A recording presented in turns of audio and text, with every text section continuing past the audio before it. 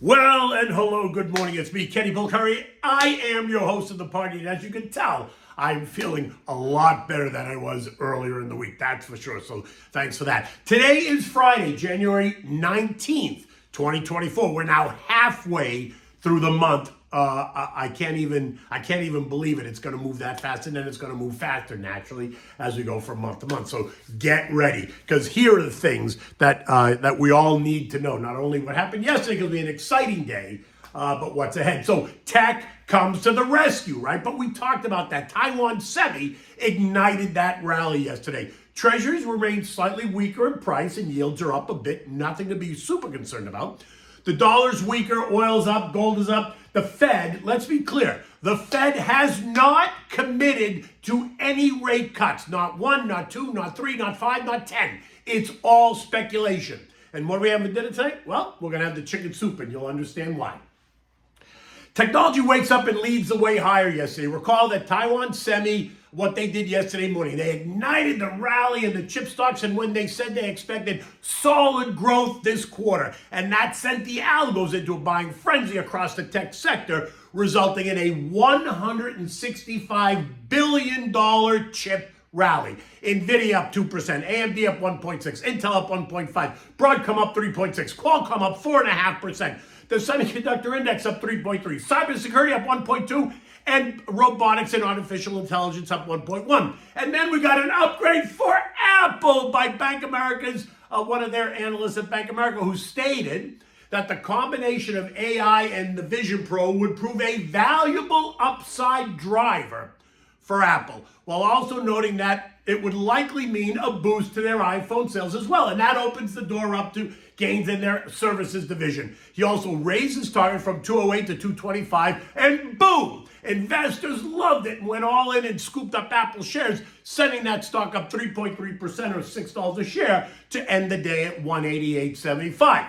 And that change in tone washed over the whole market, causing bargain hunters to go on a shopping spree, scooping up names in the sectors that have been the weakest performing so far this year. And that sent the indexes all higher as well. But when you look at the 11 broad sectors within the S&P, only six of the 11 ended the day higher, which means the other 5 ended the day lower.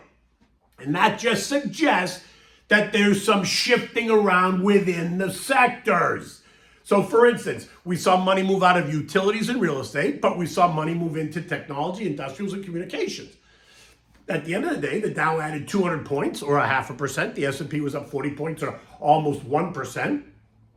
The equal-weighted S&P gained 33 points, or 0.5%. The Nasdaq surged by 200 points, or 1.35%. The Russell added 10 points, or 0.6, and the transports gained 258 points, or 1.7%. Remember, they were some of the weakest performers so far this year. The bond market continues to come under a little bit of pressure. The TLT fell by 0.9, and the TLH fell by 0.6. The 2-year Treasury is yielding 4.35. The 10 years yielding 4.13. Conventional mortgages, like we know, are now in the mid-6s, and the 5-1 ARMs can be had in the high 5s. And that helps to explain the surge in mortgage apps, which were up 10.4% on Wednesday. Yesterday's housing stats were down less than expected, which is bullish, right? Falling by only 4.3% rather than the expected decline of 8.7%, right? That's bullish. Building permits were also much stronger than expected, right? Home builders are going to be the beneficiary, rising by 1.9% rather than the expected 0.7. And that sent the ITB, which is the home construction ETF, it's a BlackRock product, to surge by 1.25%. And it sent the XHB, which is the S&P Home Builders ETF, up by 1.4% or $1.30 a share. Now, these ETFs include all aspects of the home building construction sector.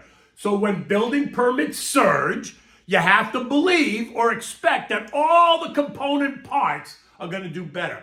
I mean, think of all the concrete, roofing, flooring, ACs, heating systems, water heaters, sinks, toilets, faucets, tubs, tile, wallboard, compound, paints, windows. You get the picture, don't you? So think of names like Whirlpool, Sherwin-Williams, Home Depot, Lowe's, Trex, all these different names out there, all part of the building process. Now, if you were really bullish on these reports, then you may have ventured into the Direction Daily Home Builders and Supplies ETF. Nail is the symbol. It is one of those 3 times levered ETFs, which, by the way, are not for everyone. So that's not a recommendation. But it's 3 times levered. So it surged by 3.6% yesterday, or $3.70 a share. Now, all this happened even though initial jobless claims fell, which is not what JJ wants to see. It suggests a strong labor market. And that's just one more reason that there is no reason for the Fed to consider any rate cuts anytime soon. I mean, you got a stronger labor market coupled with historic low unemployment at 3.7%. You got 9 million jobs available. You got a strong consumer. You got strong industrial production, strong capacity utilization. You got a falling PPI, which then allows them to ignore the slightly rising CPI. None of that, those screams, help, help, help. Remember, a cut in rates is stimulative and risks igniting inflation yet again. So tell me, do you want JJ to stimulate you? I don't need him to stimulate me. And speaking of the rate cuts, I keep hearing that the media say the market is pricing in 6 cuts while the Fed is pricing in 3 cuts. Let's be clear. The Fed is not pricing in anything. They have not committed to any specific number of cuts. In fact, they never committed to cuts at all. It's the market's interpretation of the minutes and the accompanying dot plot that suggests that narrative. But let's be clear. There is no plan on any specific rate cut or any rate cut schedule, and that has been announced, right? There's been nothing specific. Remember, when they were raising rates, they told you well in advance that rates were rising. They told you how much they were going to rise. There was no ambiguity. They were all on the same side of the fence. But today, it's about speculation and innuendo. But speculation and innuendo are not commitment, capiche? And so it's left unclear. The other thing that adds confusion to the conversation is all the conflicting opinions by different Fed officials and the market analysts. But in my mind, I'm in the higher for longer stage, and I do not see any reason for a rate cut anytime soon. And if they don't do it by May, it becomes optically impossible for them to do it. Why? Because we're going to be within that 6-month window of the presidential election. So you have to think it's politically motivated. The next FOMC meeting is on January 30th and 31st. So any member that wants to say something has to say it this week or maybe this weekend, because next week they got to go into hiding, right? They go into blackout period. And members of the FOMC are precluded from saying anything. That's when you have to watch for Nicky T from the Wall Street Journal, right? He is the Fed's deep throat. And when they can't say anything, they leak it to him, and then suddenly he writes a story that reflects the thinking, allowing the Fed to alert the markets without being accused themselves of talking right ahead of the meeting. They can point to the fact that Nicky's a Wall Street Journal journalist, and his stories are his opinions. Convenient how that works, no? Because there's multiple examples in history. The VIX, as you would imagine, fell as stocks surged higher. We discussed this inverse relationship. Fear rises when stocks fall, right? Falling prices just makes people nervous and fearful. And fear falls when prices rise, right? Rising prices always make investors feel warm and cozy, just like chicken soup. Yesterday, it fell by 4.4% to end the day at 1366, leaving it just about to kiss the trendline support at 1320. If it breaches that level, then expect stocks to continue to move higher. The dollar index is teasing with the trend line at 103.46, failing to pierce up and through as it trades now at 103.32.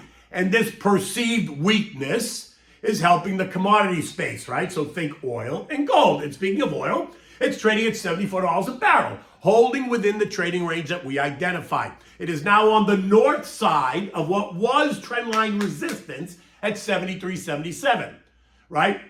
But the next wall that we're going to hit is 75.80, and that's going to be a little bit tougher to penetrate. OPEC Plus is predicting strong demand into 2026, yet the IEA disputes that and calls for demand to decline, which makes me laugh. Oil demand is not declining. Let's not kid each other.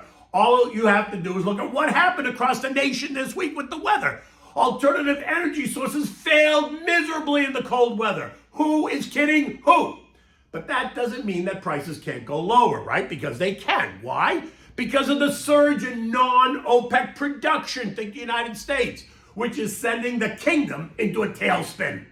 On the other side, we have the ongoing conflicts in the Mideast, and that always creates uncertainty. both in supply and in price. An expansion of the conflict and a further decline in the dollar could change that current narrative. So sit tight because the game is still being played. Gold this morning is up $12 at $2,033 an ounce, and it too is on the north side now of trendline resistance, which was at 2030. I think two things are happening here. We tested long-term trendline support down at 2012 and we held, and the dollar is pulling back, and that's allowing gold to rally, right? Gold remains in the 2012-2100 trading range. Futures are up again this morning, and that too makes some sense as the tone appears to have changed, at least for today. Dow futures up 152, S&P's up 24, the Nasdaq's up 130, the Russell, right, the small and mid caps are up 7. While I think the market is backing off is backing off of that multi-rate cut story, I am not yet convinced that the volatility in a move a bit lower is completed yet. But that doesn't mean I think we're going into a significant decline, because I do not. I am okay within what's considered a normal trading range. But understand, that means we could see the market decline up to 9% and still be normal. Although I don't think that's happening either. I'm just telling you how I'm being positioned, how I'm positioning my thoughts and my ideas and how I'm going to invest and when I'm going to invest. Which is why the long-term investor needs to have a plan, identify what they need to own, and then go for it. Do not look at every tick up and down. It'll make you nuts. Focus on the longer term. If you want to trade, then keep a separate Mad Money account and go for it.